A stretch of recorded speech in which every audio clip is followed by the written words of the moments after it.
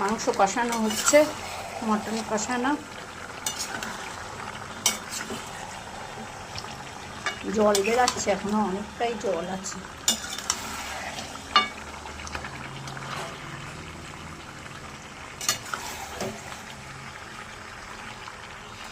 এই নলটা খেতে কার কার ভালো লাগে বলো বন্ধুরা? আমার কিন্তু এই নলটা খেতে না দারুণ লাগে। নলটা যা টেস্টি লাগে না, এই যে ভেতরে যে মরচাটা হেভি টেস্টি।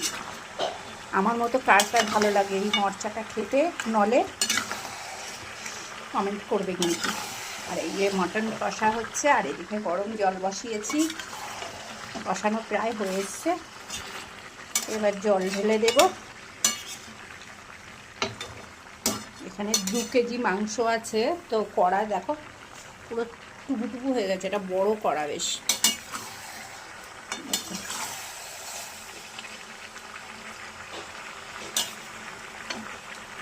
আর একটু কষিয়ে তারপরে জলটা ঢেলে দেবো, গরম জলটা।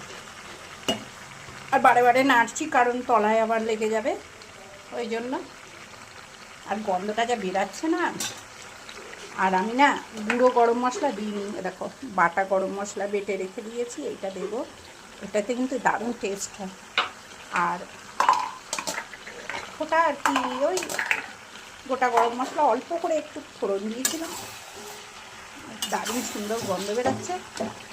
দেখো আমার কিন্তু কষানো হয়ে গেছে, এবার আমি জল ঢালব। ঝোল ঝোল করবো, লাল লাল ঝাল ঝাল ঝোল, মটনের ঝোল। দুপুরবেলায় দারুণ খাওয়া দাওয়া হবে একসাথে, বোনেরা মিলে খুব মজা হবে। তো টাটা।